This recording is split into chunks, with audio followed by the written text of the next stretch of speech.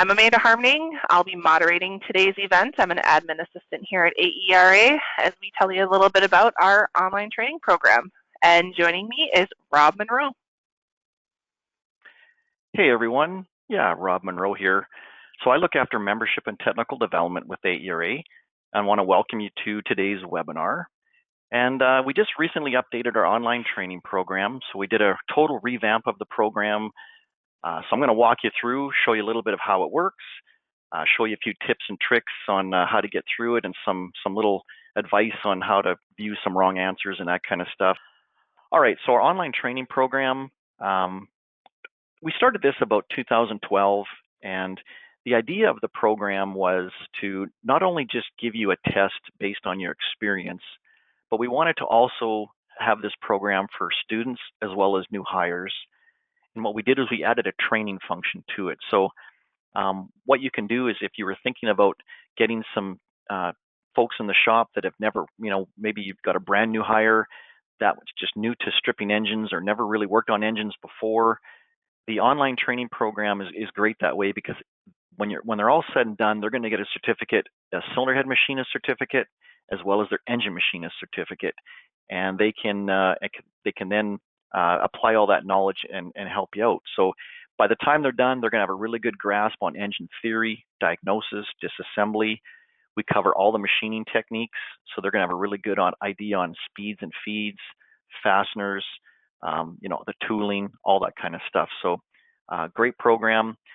When they're all said and done, you're going to get your engine machinist certificate as well as your cylinder head certificate.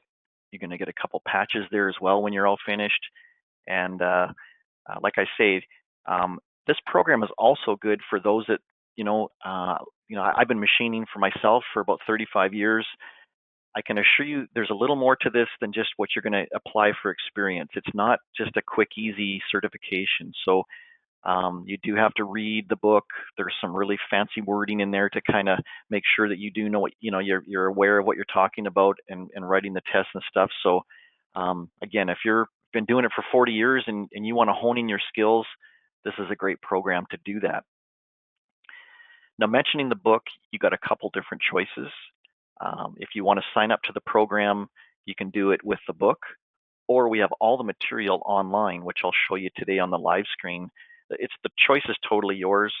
The book is only $25. It only adds $25 as to part of the to the course. So I'm more of a book person. I'd prefer to have the manual or the book so that I can make notes in it and have that.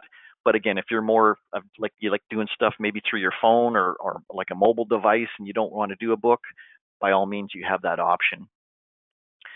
So mentioning that, you can see here's the price structure here.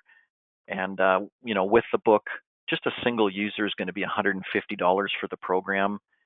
And if you've got, for the schools or from the larger groups or some of the larger shops, you can do as many as 10 or more, and you save, you're only paying $75 with the book or $50 without the book. So this is not a huge moneymaker for us. This is not, the idea, we're not trying to profit from this. The idea is that we're trying to get more technicians certified, get the knowledge base and the technical abilities up, and so when you roll in with your resume and you're coming into a shop and you've never worked in the engine industry before, you at least can apply. You've got your theory and you've got the know-how at least to talk the talk a little bit once you get in there. So that's the idea of the program. You can see here a lot of our schools use the program. This is Bakersfield College. This is their 2021 graduating class. And when I mention the schools, they like our program because they can actually introduce it into their curriculum. So what they'll do is they'll use the program. For example, the instructor will say, look, chapter 2 is due Friday at 10 o'clock. And I'm going to show you in the live stream just how they can monitor that. But it saves the instructor a whole bunch of time because they're not having to reinvent the wheel. On the flip side, it gives the students more time in the shop. And why is because really the online program is strictly 100% online. So the students then are expected to do some of this work on their own time, which gives them a lot more time to work in the shop. And of course, that's right where we all want to be anyway, is we want to be in the shop working, and that keeps them engaged and gets the skills and their hands-on development. So it really works well for that. Kind of the idea is I'm going to show you, sort of walk you through the live screen portion, give you an idea of what it looks like, show you how the program works. We'll take a test here just for practice and just show you how that works and how you can view wrong answers and that kind of stuff. So when you first sign up for the program, we need your email address, and that's how we're going to send you all of your login information and your password. And in there will be the web address for you to log into so that you can get to the login screen. So when you're all done and you log in, the very first thing you're going to see is what we kind of nickname the dashboard. And the reason why we call it that is, of course, now you're in the driver's seat with this screen to basically control every aspect of the program. And it is really user-friendly. It's not hard to navigate whatsoever. So for those of you that have taken the course before, this should look a whole bunch different to you. This is sort of one of the big updates that we did. We completely revamped this dashboard. So now when you log in, you can kind of, and this is my own, you can see here, this is my own screen, my own student screen or login that I've used. So now you've got a graph right there, so you can kind of get a quick view of where you're at in the program. You have to get 80% or better to pass. So that's why you've got these green bars here, because I did 80% or better on the ones here. Looks like I need a little more work on things like Chapter 4, Chapter 7, even the Engine Machinist test looks like I didn't get any right there. So it looks like I'm back to the books on that. So the red would recognize or represent that those tests need to be done again. So you can see the graph and how that works. CH stands for the cylinder head exam. So that's we kind of call it a midterm, and then the engine machinist exam. So those two right there are finals. And I'll give you a quick snapshot of that here in just a second. On the dashboard, it's going to tell you, what upcoming exams you still have to write. It lets you know too also your most recent scores there, kind of brings what we know here from the graph down to here. But another really handy feature is these three boxes right here. So when I mentioned Engine Professional Magazine and about reading that digitally, you can just quickly click from here and it'll take you right to Engine Professional, and you can read our most current edition there. Conferences and events, we're constantly in here editing this particular area and letting you know what's new. So letting you know here, of course, today's webinar, that's on the go right now. API engine oils, that was that podcast I mentioned. So from here, you can literally click into the podcast and have a listen, as well as our regional conferences, like I mentioned in a few screens ago. So there's all the information right there that you can go into to read about the tech and skills or regional conferences. We're going to try and do tip of the month. So I'm going to give you little tips that we can help you out with.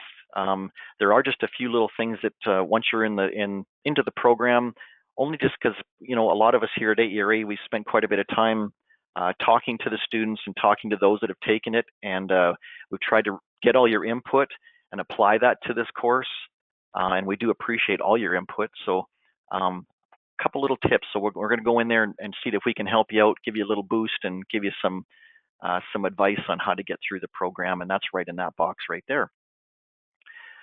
So looking at the dashboard, really, really simple.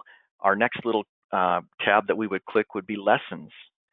And from the Lessons tabs, we can go right to reading the chapter. So as you can see, the course is kind of broken out into 18 chapters in total, right from the top to bottom there.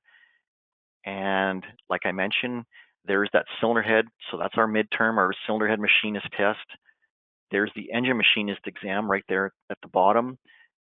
In order to write those two tests, so if you want to write the cylinder head exam, you must first complete all of these chapters here. We don't allow you to go in to write that test, until you've completely passed and gone through all these other chapters. Now, the good news is maybe you don't want to do these in order. And I'm kind of that guy. I get bored easy. So, I like to jump around and, yeah, sure, I got to get through the shop safety and hazardous waste. That's probably not the most exciting topic to have to write on or read about. So yeah, we'll get that one done. But I mean, you literally can just jump into something else and write these tests. You don't have to do these in order, but you do have to complete them all before you get to the cylinder head exam. So you could just jump into resurfacing cylinder blocks and heads and take that test and do that and do these in any particular order you want. Then you can jump down and do your cylinder block, your engine machinist part of the course. So same thing. You can do these in any order, but all of these have to be completed before you can take the actual test. So once you're in there, again, if you just want to go into and read it online, you can click it, and it's going to take you to the basically the same material that's in the book, only this is online. You can click which topic you're on. So I'm on testing cylinder leakage here. You can read all about that, maybe checking valve timing. You can click on that. All of that kind of stuff is in here, diagnosing engine noises. So this is all online, testing cooling systems. And then also what we do at the end of every chapter, we give you a summary, let you know what the summary of the chapter was, and let you know what's there for additional study to prepare you for the exam. So that's all right there for you. And from there, what you can do is, you can go to a different chapter if you want. You can go down to resurfacing heads. Same thing. You can maybe you're trying to correct. This is actually a call that we get on the tech line all the time about how much to actually take off the intake manifold if you machine so much off the cylinder heads. And it teaches you that here. There's actually formulas for that, and it lets you know all that. We've got machining, how you actually the machine setup, how to do it, that kind of stuff. So all of that is in the lessons part of the course. And then also, when you're in there, of course, you can take the test.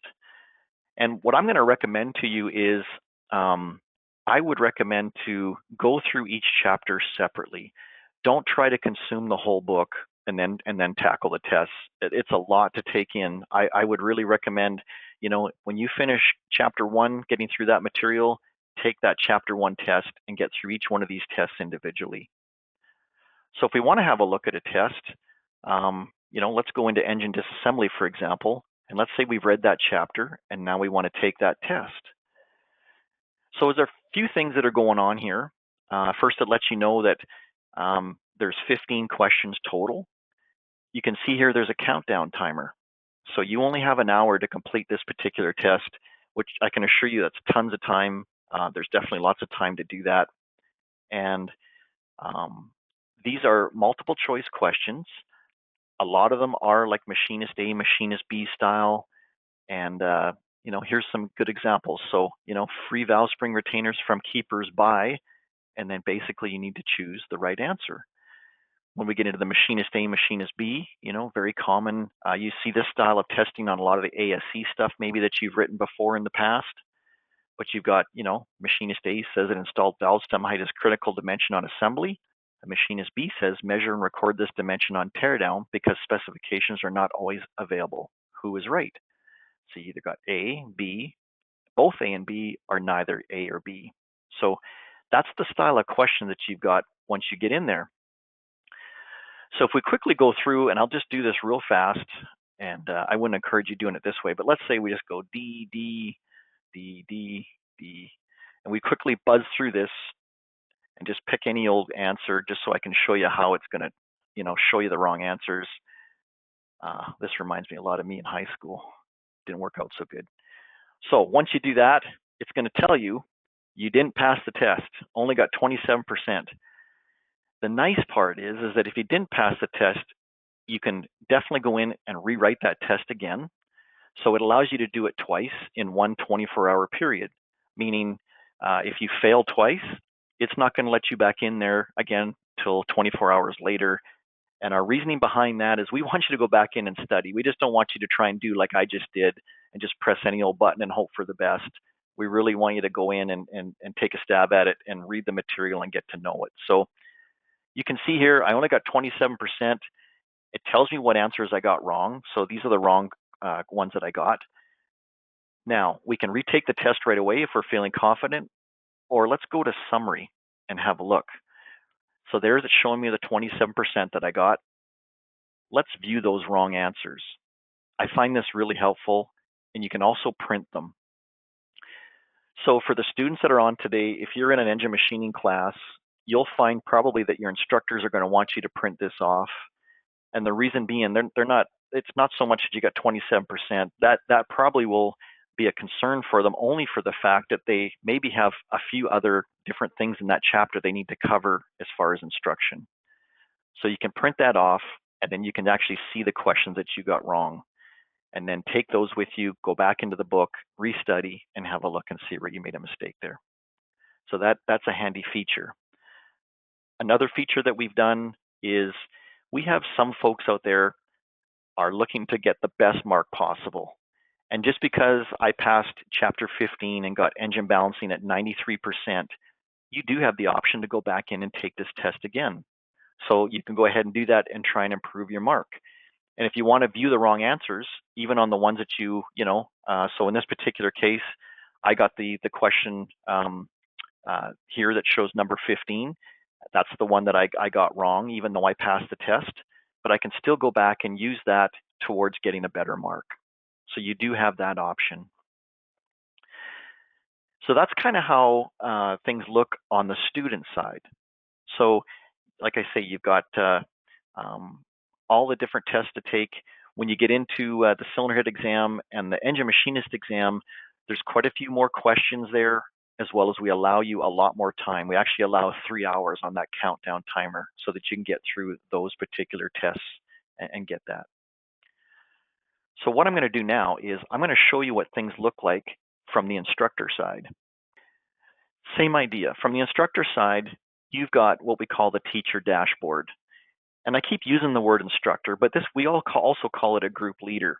So if let's say you're a shop and you've got maybe 5 or more people in the shop that are all signed up for this program, and you have a foreman or somebody that wants to monitor the progress of those people, this is the way to do it. And we set this all up on our end. All you need to do is let us know that I want to be the group leader, and we'll take your name and get your information, and then these are my students or these are my employees or whoever wants to take the course, and they'll be on the student side. So as the group leader or as the instructor, you can now go in and you've got a few different functions that you can do. You can go ahead and take the course. Of course, you've signed up for it. Even as the instructor, you'll still have to you can read the chapter, you can take the test, all that kind of stuff. That's all there for you, just like it was on the student side. You've got the midterm or the cylinder head exam. You've got the engine machine exam, all the same right there.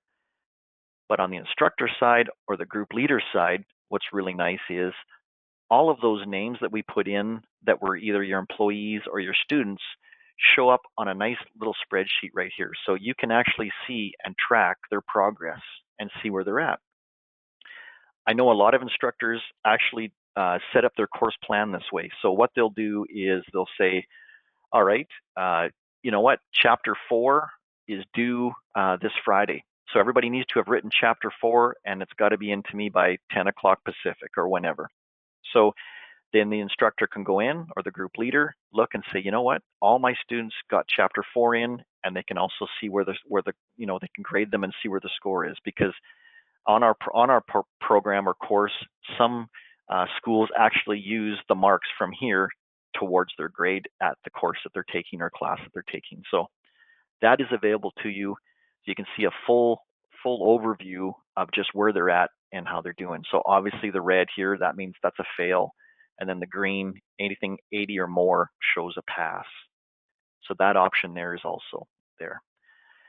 From here, you can print a student report. So if you print the student report, it's going to come up as a nice spreadsheet here for you. So it'll put it into Excel, and then you can go ahead and print that and track it or make notes or edit it as you need, and that'll come up that way. So there's that option there too. So that's kind of from like I say, from the instructor side or group leader side, and gives you kind of an overview of what's going on there. So that's kind of how it looks. I showed you the student side. I kind of gave you an idea of what the instructor side looks like. Very, very user friendly, easy to navigate. I mean, it's really simple. We've done a lot of upgrades. So I know Amanda mentioned that some of you have taken this course before, so I'm sure some of this update that I'm showing you looks quite a bit different, and it kind of show you there. So what I'm going to do right now is I'm going to go back to Amanda here for a minute, and we'll just see if we got any questions, because I am on live screen. So if you got anything, just let me know, and we'll show you. So back to you, Amanda. Thanks, Rob. Lots of good information there. One question we had come in is how many tests can they take in one day? I know you kind of touched on, if they don't pass the chapter test, they have 2 chances in each day. But just in general, can they keep trucking or do they have to stop at a certain point? Okay, so good question. You're right. Like, obviously, if you fail the one chapter twice, that's about as far as you can go, but only on that chapter. You can still continue on. If you want to write another chapter, it will allow you to do that. It's just not going to allow you to write that one chapter that you failed twice. So, feasibly, if you could write as many of the chapters as you want. If you keep passing, you could get through the whole program in one day if you really wanted to. So it will allow you to do that. So hopefully that answers the question for you.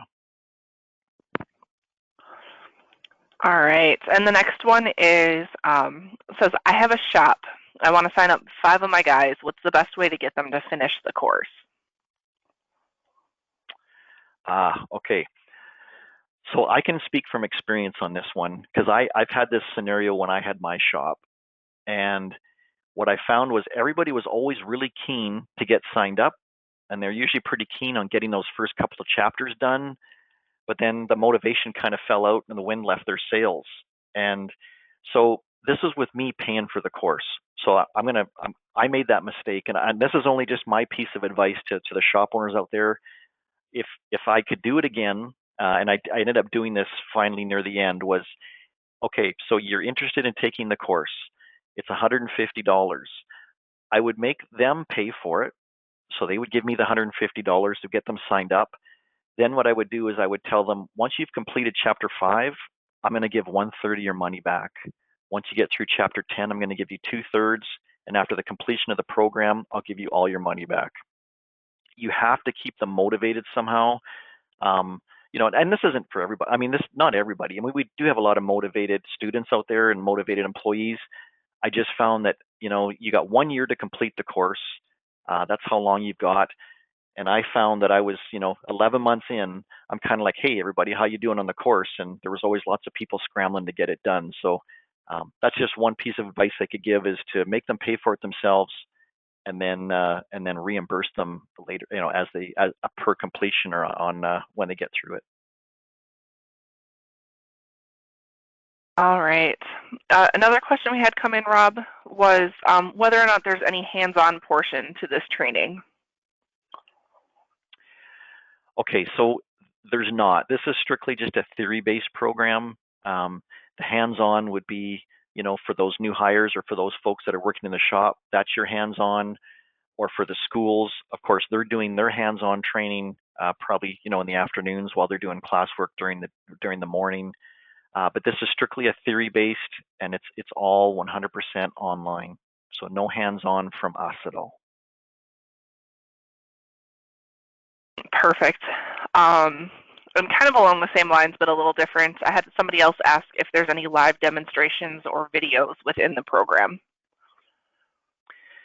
We are working on that. Part of our next update is with this update, we now have the ability to add videos and add some of that learning criteria. So in the next little while, you're going to see we're going to be working on that. So even when Chuck gets out to do some of the custom training, he's going to have the ability to be able to do some of those videos and help us out there. So do look for that as part of our next major update. All right. And then somebody that sounds like they might be in the middle of the course right now, they said they're finding some of the questions challenging, especially the Machinist A and Machinist B questions.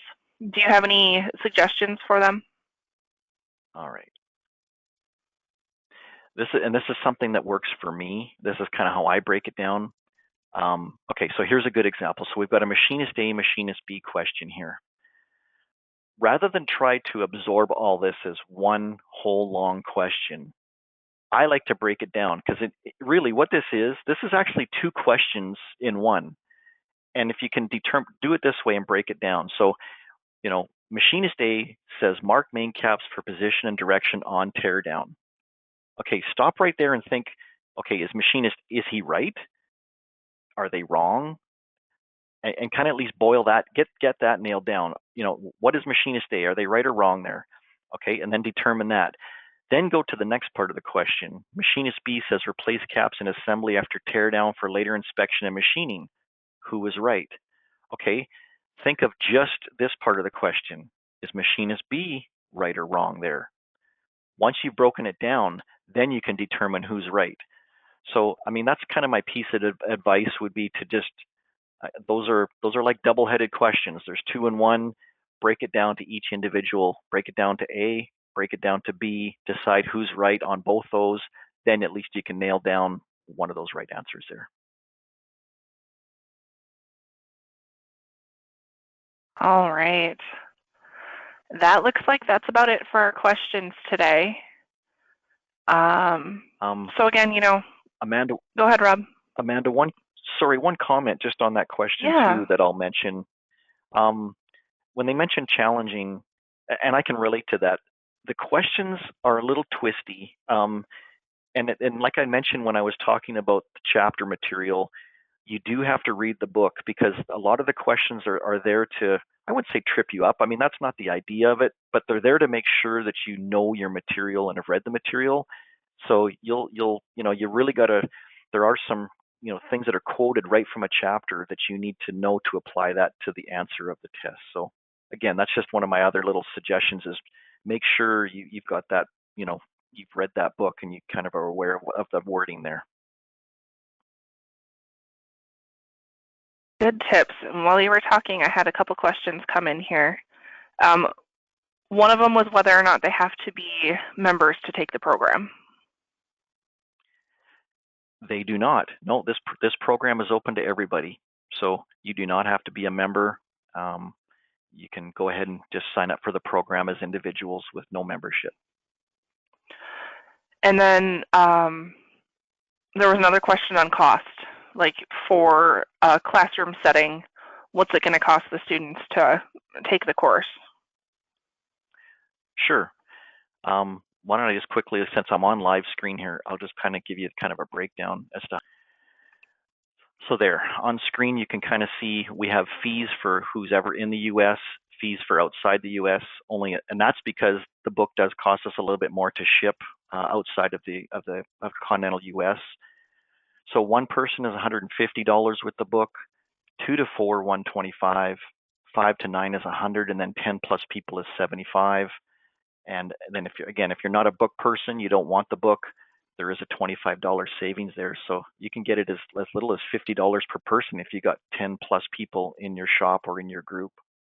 And the other thing, Amanda, too, that I should mention is that we have the ability to customize this program. So if you're maybe, let's say, a production rebuilder where only your employees are working in one particular department, they may never ever see a crankshaft or work on a crankshaft. We have the ability to customize this program. So we can break it down so that there's only certain chapters visible for you to write. And so we do that for even one of our schools.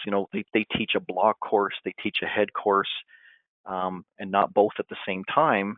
So we can break it down so that they only see the cylinder head portion, or they only see the block portion, or we can we've even had parts people take the course where they only want them to know 3 chapters worth of material. And we've even done that before where we can just customize it that works best for them. So hopefully that helps answer that question. Perfect. And I think that about wraps up our questions for today. And lastly, just thanks as always for your time and thank you for attending.